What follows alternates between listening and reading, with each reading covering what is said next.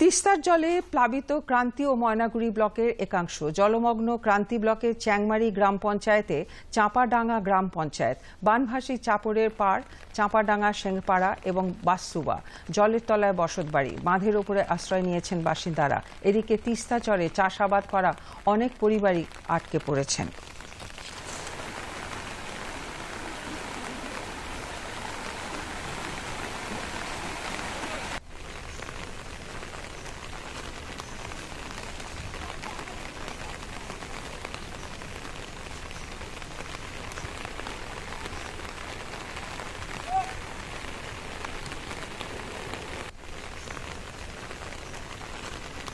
আমরা বাদে উঠে গেলাম।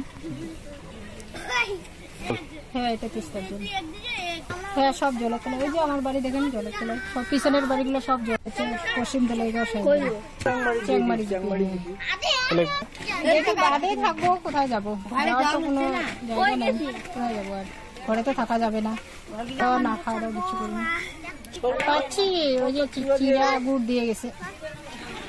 জলপাইগুড়ি জেলার ময়নাগুড়ির চাপড়ের পাড় এবং চাঁপাডাঙ্গা সহ বিস্তীর্ণ এলাকা জলমগ্ন এবং এই সব এলাকার মানুষ সব বাড়িঘর ছেড়ে তারা কিন্তু উঁচু জায়গায় প্লাস্টিকের বেড়া বেঁধে তারা রয়েছেন এবং প্রশাসনের পক্ষ থেকে খাবার দাবার, চিরা জল, রান্না করা খাবার সবই দেওয়া হচ্ছে, পানীয় জলের ব্যবস্থা করা হয়েছে।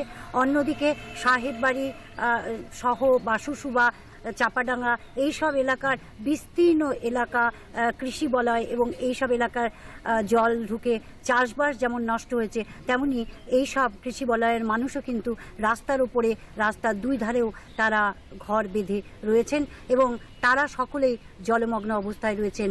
দারুণ অসহায় অবস্থা। বেশ কয়েকদিন ধরে টানা বৃষ্টিতে এই পরিস্থিতি, জল এখনও নামেনি, ফলে মানুষ খুব বিপাকে পড়েছেন।